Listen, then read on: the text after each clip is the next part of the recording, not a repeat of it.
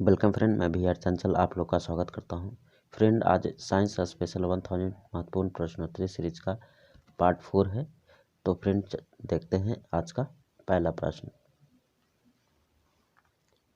इसको थोड़ा सा एडजस्ट कर लेता हूं। आज का हमारा पहला प्रश्न है कि सड़क पर चलने की अपेक्षा बर्फ पर चलना कठिन है, क्यों?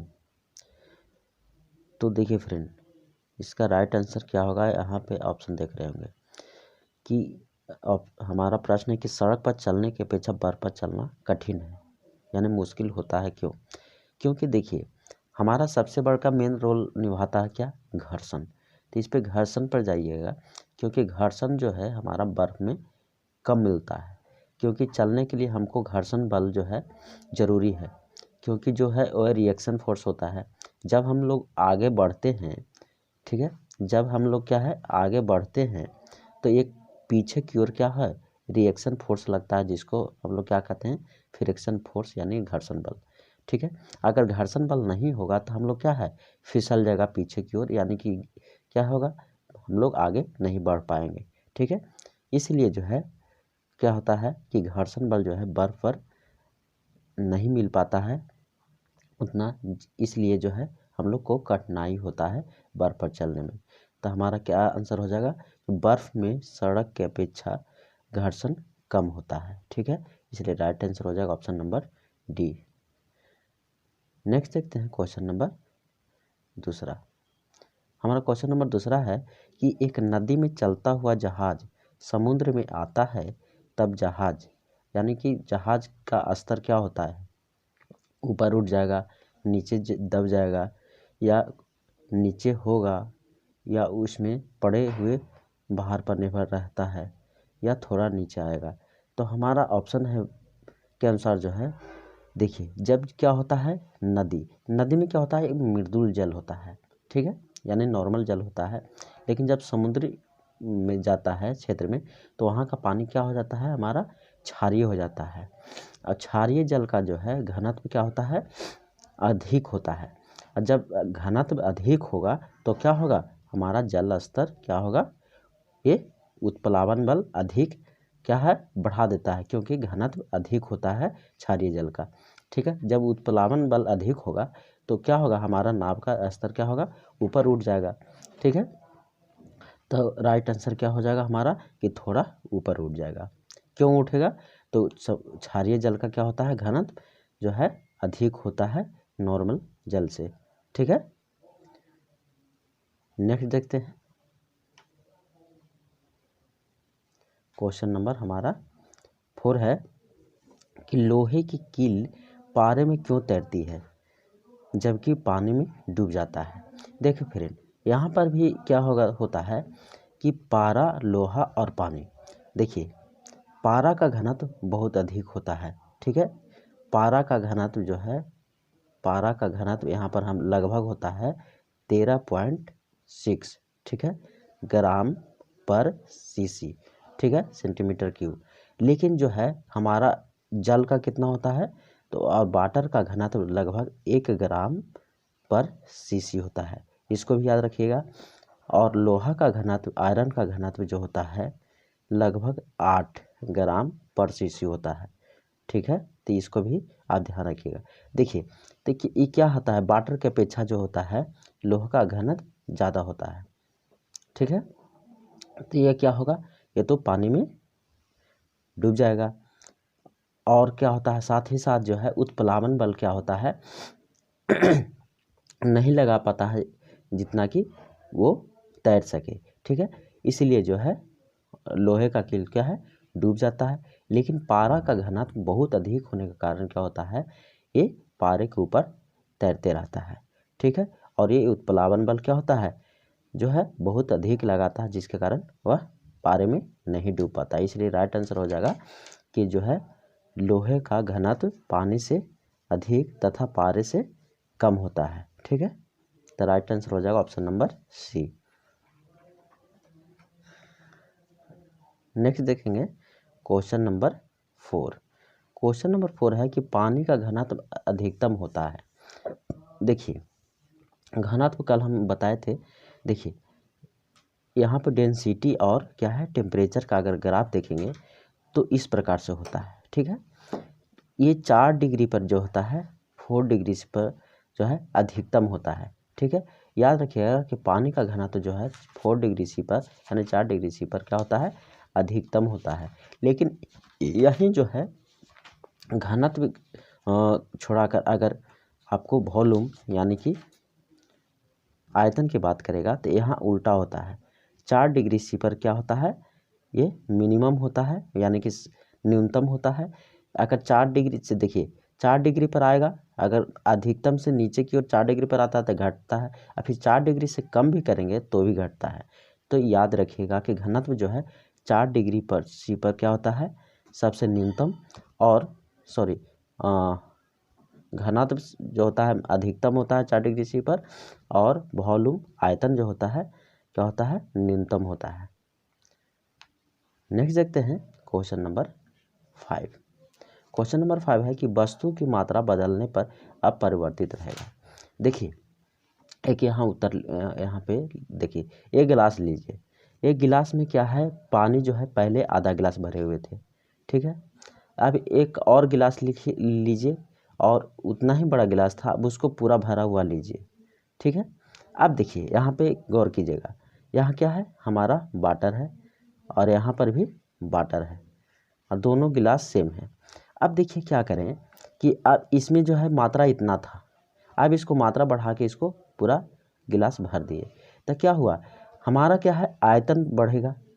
देखिए आयतन क्या कहते हैं, जितना जो है पूरा एरिया और जितना ऊंचाई तक है उसको आयतन कहेंगे, एरिया गुने ऊंचाई को, तो आयतन तो बढ़ेगा। अब देखिए वजन, वेट क्या कहते हैं, mg, तो यहाँ हम लोग हमारा क्या है, मास बढ़ेगा। क्या है, पहले मान लिया कि यहाँ पे ½ kg का था, अब यहाँ पूरा 1 kg का हो गया, तो द्रव्यमान क्या है, चेंज करेगा। और जब द्रव्यमान चेंज करेगा तो हमारा भार भी चेंज करेगा, क्योंकि क्या है, वेट जो है वेट बराबर mg होता है, ठीक है। तो ये 3 चीज़ तो चेंज हो रहा है। लेकिन घनत्व जो है ये प्रकृति पर निर्भर करता है कि ये क्या चीज़ है, ठीक है, यह कौन सा वस्तु है, जल है, लोहा है, पारा है, तो ये घनत्व बताता है उसमें अणु की मात्रा पर, ठीक है। तो जल में ये दोनों तो जल ही था, ठीक है, तो जल का अणु तो हम लोग नहीं चेंज किए, इसलिए जो है घनत्व नहीं बदलेगा, ठीक है। यानी घनत्व से कोई रिलेशन नहीं होता है मात्रा बदलने में, ठीक है। तो राइट आंसर हो जाएगा घनत्व अपरिवर्तित रहेगा। नेक्स्ट देखते हैं क्वेश्चन नंबर 6। क्वेश्चन नंबर 6 है कि समुद्र में प्लवन करते हुए आइसबर्ग का कितना भाग समुद्र की सतह से ऊपर रहता है। देखिए फ्रेंड, सबसे पहली बात जानिए कि आइस, हमारा बर्फ जो होता है, आइस जो होता है, ये इसका जो है लगभग क्या होता है, 900 किलोग्राम पर cc होता है, ठीक है। या अगर इसको अथी में किया जाए तो 0.9 होता है, ठीक है। अब देखिए, और लगभग, और अगर ग्राम में लिखें तो वाटर का क्या उतना होता है, डेंसिटी यानी घनत्व 1 ग्राम पर cc होता है, ठीक है। अब देखिए हमारे को तैरने के लिए क्या होता है, उत्प्लावन बल जो होता है दोनों को समान लगना होता है, ठीक है। तो अब देखिए इसका कितना है, 0.9, ठीक है। अब दोनों का अनुपात जो है समान होना चाहिए, तो 0.9/1।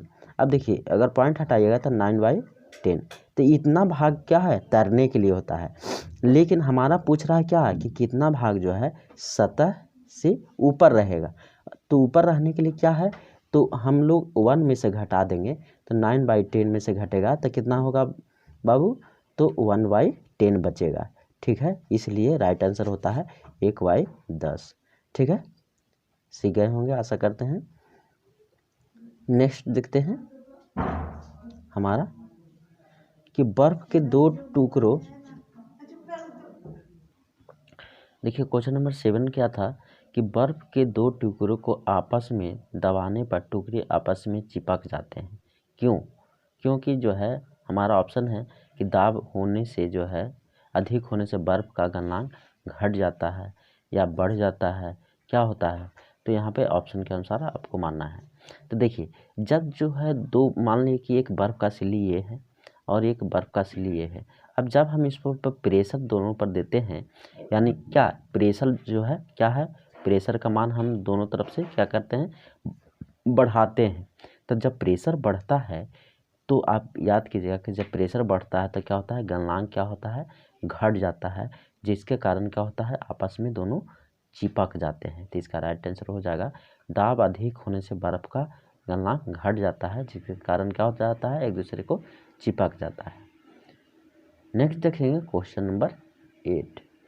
क्वेश्चन नंबर 8 है हमारा कि हवाई जहाज़ से यात्रा करते समय पेन से स्याही निकलने लगती है। देखिए यहाँ पे सेम कंडीशन है। जब हम लोग क्या है, पृथ्वी की सतह से ऊपर जाते हैं तो क्या होता है, हमारा प्रेशर क्या है, यानी कि दाब का मान क्या होता है, घटता है। ठीक है, तो इस पर आप याद रखिएगा।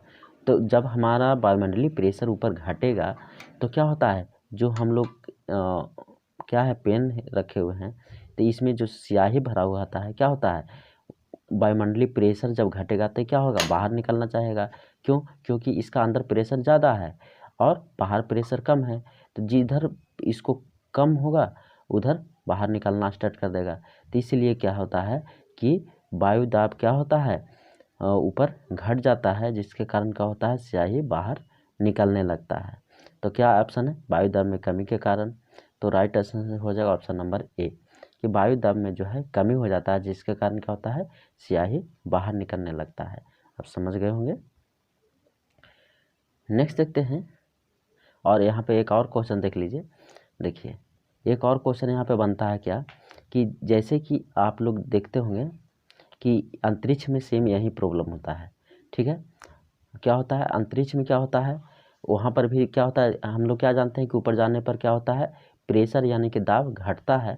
क्या होता है वहाँ पे, दाब जो है लगभग नेग्लिजिबल होता है, यानी ना के बराबर होता है, जिसका कारण क्या होता है, हम लोग का जो है पेन जो है, नॉर्मल पेन वहाँ पे नहीं चल पाता है। जैसे कि फाउंटेन पेन हो गया तो वहाँ पर प्रयोग किया जाता है। ठीक है, या जहाज में। नेक्स्ट देखेंगे क्वेश्चन नंबर 9। क्वेश्चन नंबर 9 हमारा कि ऊंचाई की जगहों पर पानी 100 डिग्री सी के नीचे के तापमान पर क्यों उबलता है।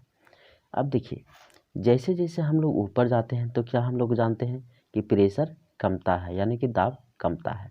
अब जब दाब जो है कमता है तो क्या होता है कि हमारा क्वथनांक क्या हो जाता है, घट जाता है।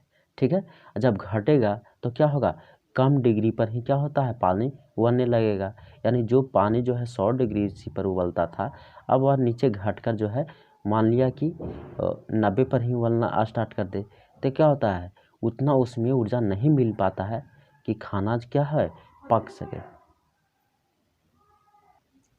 ठीक है, तो इसका देख लिए होंगे क्या दिक्कत होता है। तो क्वथनांक क्या हो जाता है, घट जाता है, जिसके कारण क्या होता है, वह कम तापमान पर ही उबलना स्टार्ट हो जाता है, जिसके कारण जल्दी खाना बन जाता है।